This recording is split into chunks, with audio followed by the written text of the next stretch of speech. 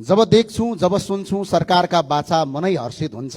जब cricket मैदानमा छिर्छु रगत पसिना बगाउँछु। जब भोग लाग्छ छाम्छु गोजी हजार पटक त्रसित हुन्छु।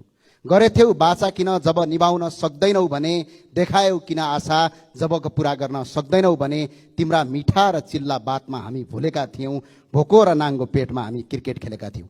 सम्माननीय सभामुख महोदय, यो प्रधानमन्त्रीज्यूले क्रिकेट खेलाडीका लागि भनेर नेपाल नाभिबिया स्कटल्यान्ड काठमाडौँमा 3 लाख, नेपाल युएई पिएनजीसँग युएईमा खेल्दा 3 लाख, नेपाल युएई पिएनजी काठमाडौँसँग फेरि काठमाडौँमा खेल्दा 3 लाख, प्रधानमन्त्रीले घोषणा गरेको 2 लाख र एसीसी कप जित्दाखेरि 6 लाख गरेर नेपालका खेलाडीलाई 17 लाख रुपैयाँ दिने भनेर बाचा गर्नुभयो। तर अहिलेसम्म नेपालका खेलाडीको खातामा 1 रुपैयाँ पैसा पनि आएको छैन।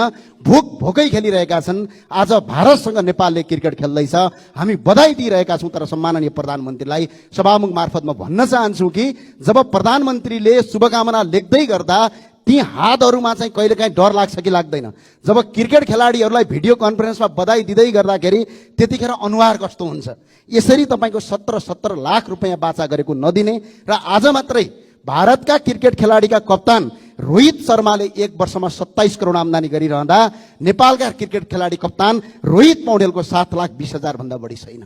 तर पनि आज क्रिकेट खेलिरहेका छन्। म यहीँबाट भन्न चाहन्छु, क्रिकेट खेलाडीलाई दिने भनिएको रुपियाँ पैसा अहिलेसम्म किन रोकेर राखिएको छ? यो पैसा छिटो दिउँ, होइन भने फेसबुकका भित्ता र टेलिभिजनमा तपाईँको भिडियो कन्फरेन्स गरेर खेलाडीको मनोबल उच्च हुँदैन। आज भोको पेटले राष्ट्रवादलाई तपाईँको कहाँसम्म धान्ने यो प्रश्न चिन्ह खडा हुन्छ। प्रधानमन्त्रीलाई छिटोभन्दा छिटो क्रिकेट खेलाडीले पाउनुपर्ने पैसा र खेलकुद मन्त्री र सरकारले छिटोभन्दा छिटो उपलब्ध गराओस्। म यही शुभकामना व्यक्त गर्न चाहन्छु र छिटो गरियोस् भन्ने ध्यान आकर्षण गराउन चाहन्छु। हस्, धन्यवाद।